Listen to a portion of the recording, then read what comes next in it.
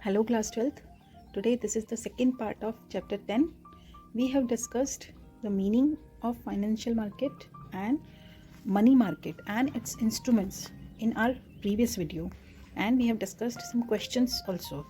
Now today, before moving further, let us discuss some more questions about money market. So our today's first question is, which bearer certificate is issued by banks against the deposits kept by companies and institutions for short period?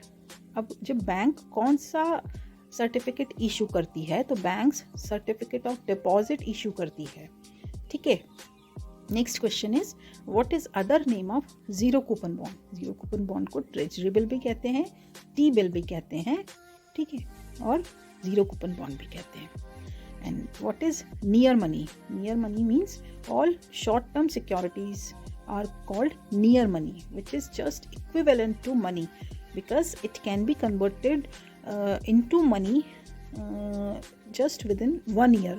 And 1 year is considered short-term period in business language. Okay, now let us discuss capital market. Capital market means a market for long-term funds where debts and equity are traded.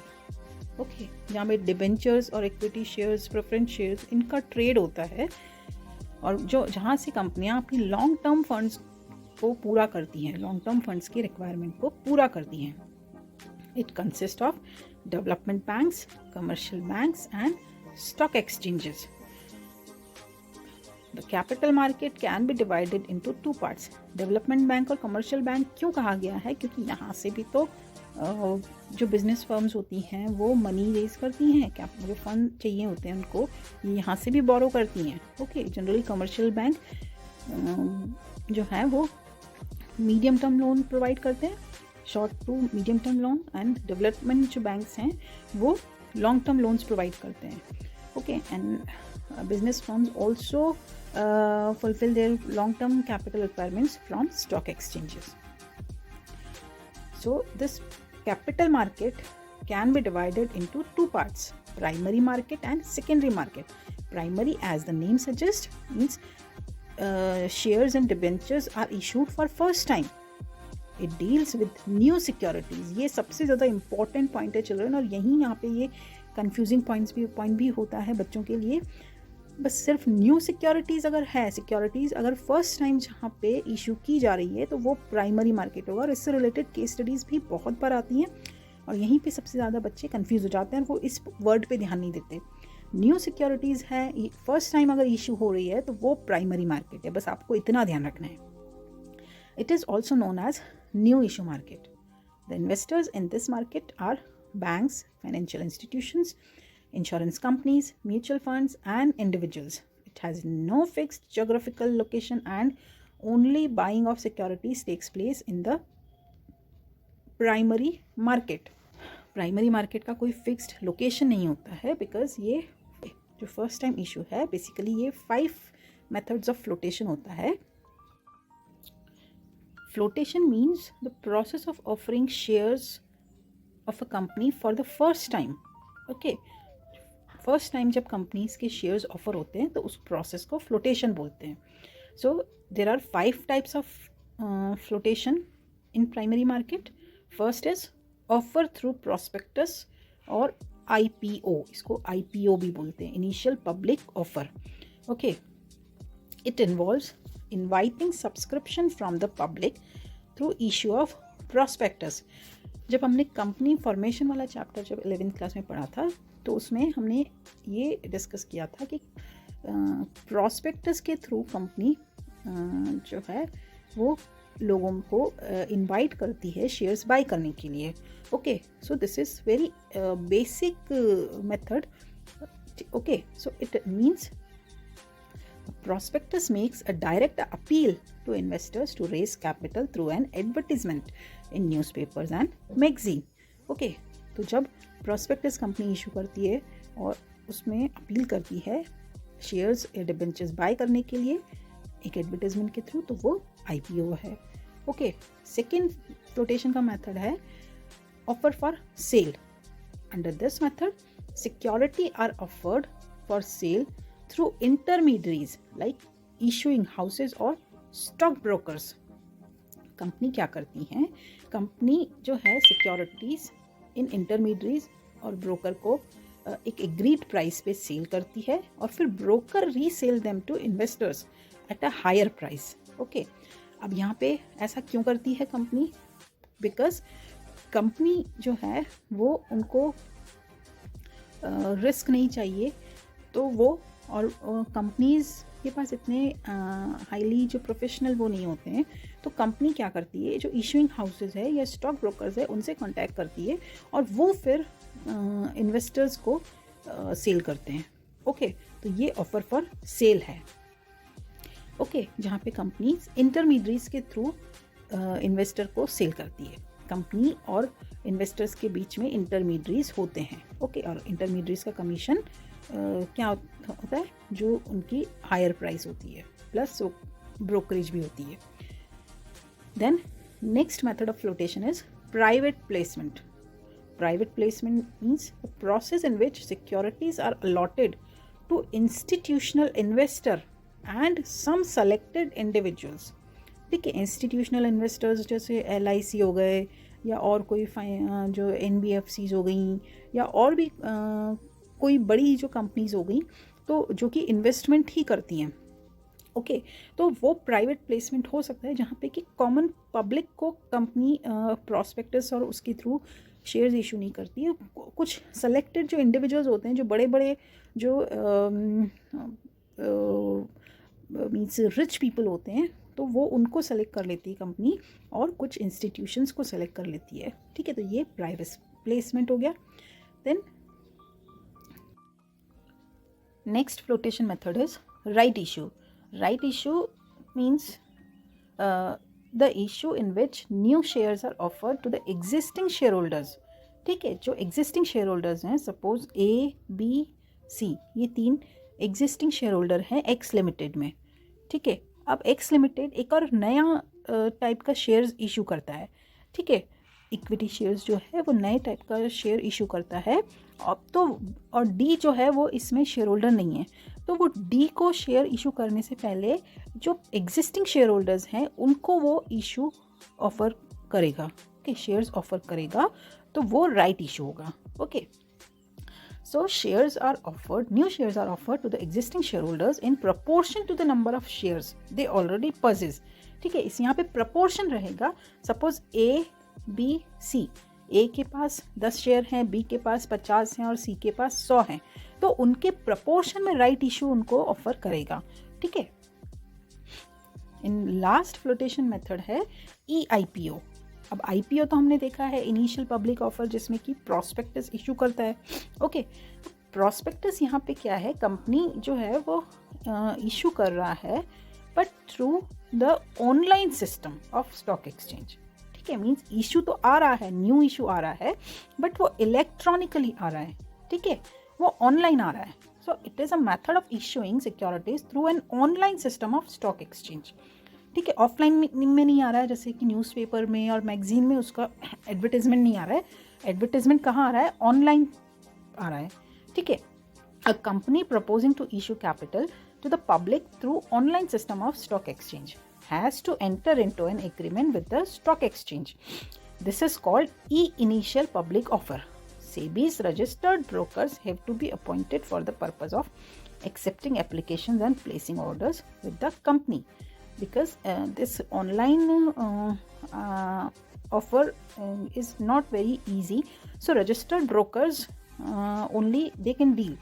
So they are appointed for this purpose. Okay, so these were the 5 flotation method. Okay, now let us discuss some questions. Identify the method of flotation highlighted in each statement. Offer the entire new issue to life insurance company. अब पूरा का पूरा issue किसी एक individual को नहीं दिया, मतलब ABC को नहीं दिया.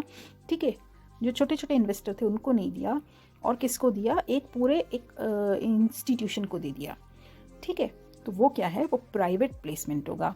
ठीक है, अब issue a prospectus to invite public to apply for shares. Prospectus जहाँ पे इशू हो रहा है तो वो IPO है. ठीक है। और अगर ये IPO ऑनलाइन आ रहा है तो वो हो जाएगा EIPO। Then next is use online system of stock exchange, आ गया यहाँ पे EIPO। Okay, then first ask existing share holders, existing share holders को जहाँ पे पूछ रहा है तो वो राइट इशू है। Okay, then what is prospectus? Prospectus is a advertisement in which appeal is made to buy shares and debentures. Okay, then next question is Pranjal has 500 shares of Larsen and Toubro. Larsen and Toubro comes out with a fresh issue of shares and Pranjal received an offer to buy 1 share of L&T for every 5 shares held. Which method of floating new issue is indicated? Of course right issue. Okay, क्योंकि उसको proportionate जो हर 5 share के लिए एक नया share उसको offer किया गया था, तो ये राइट इशू है। अब बात करते हैं सेकेंडरी मार्केट की। जो प्राइमरी मार्केट था उसमें जो फर्स्ट टाइम कोई भी शेयर्स इशू होता है तो वो प्राइमरी मार्केट है, और सेकेंडरी जहाँ पे कि पहले से ही जो सिक्योरिटीज़ जो इशूड हैं, means purchase and sale of existing securities takes place. Okay, they are located at specified places. जैसे अब प्राइमरी मार्केट में कोई स्पेसिफाइड प्लेस नहीं था, लोकेशन नहीं थी, बट यहाँ पे स्पेसिफाइड प्लेसेस होते हैं। Both the buying as well as selling of securities takes place. तो यहाँ पे सबसे पहला क्वेश्चन आता है difference between primary and secondary market. ये भी काफ़ी ज़्यादा बार पूछा जाता है और बहुत ईजी आंसर है इसका।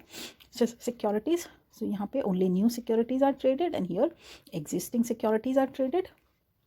Then price of securities, here price of securities are determined by the management of company because first time वो सिक्योरिटीज सेल करते हैं तो वो चाहें जो प्राइस रख सकते हैं, बट यहाँ पे क्या है, जो प्राइस है वो डिमांड और सप्लाई से डिटरमाइन होती है। ओके, यहाँ पे कंपनी के मैनेजमेंट का कोई यहाँ पे रोल नहीं होता, यहाँ पे जितनी डिमांड और जितनी सप्लाई है उसके अकॉर्डिंग प्राइस डिसाइड होती है। देन परचेज और सेल, तो यहाँ securities are sold to investors directly by the company और थ्रू इंटरमीडियरीज। ठीक है, बट यहाँ पे investor exchange ownership of securities. Okay, तो यहाँ पे कंपनी यहाँ पे बीच में रहती है या इंटरमीडियरी रहती है, लेकिन यहाँ पे exchange owner of securities through stock exchange, through stock exchange. Okay, then place of market, there is no fixed geographical location, but here place is fixed, located at specified places, मतलब stock market जो होता है वहाँ पे ये dealing होती है। then buying and selling, तो यहाँ पे only buying of securities takes place, selling तो होती नहीं है। ठीक है, selling तो कहाँ होती है, यहाँ पे secondary market में buying and selling can take place। then another question, identify the markets highlighted in the following statements. This market directly contributes to capital market, जहाँ जो है कैपिटल मार्केट में डायरेक्टली कंट्रीब्यूट करता है। ठीक है, प्राइमरी मार्केट जो है वो कैपिटल मार्केट में डायरेक्टली कंट्रीब्यूट करता है, और जो सेकेंडरी मार्केट है वो इनडायरेक्टली कंट्रीब्यूट करता है। ये एक बहुत बड़ा यहाँ पे डिफरेंस है चिल्ड्रन, इनडायरेक्टली कंट्रीब्यूट करता है कौन सा, secondary market.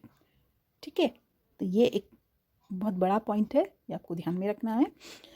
Then this market deals in instrument whose maturity is up to 1 year, तो ये मनी मार्केट है। Then it deals in medium and long term securities. ठीक है, शॉर्ट टर्म जो सिक्योरिटीज़ है वो तो मनी मार्केट में हो गई, और मीडियम और लॉन्ग टर्म हो गई कैपिटल मार्केट में। Then it is also known as stock exchange, secondary market को स्टॉक एक्सचेंज भी कहते हैं। And it deals in sale and purchase of goods, sorry securities, जो इशूड सिक्योरिटीज़ है उसमें ये डील करता है।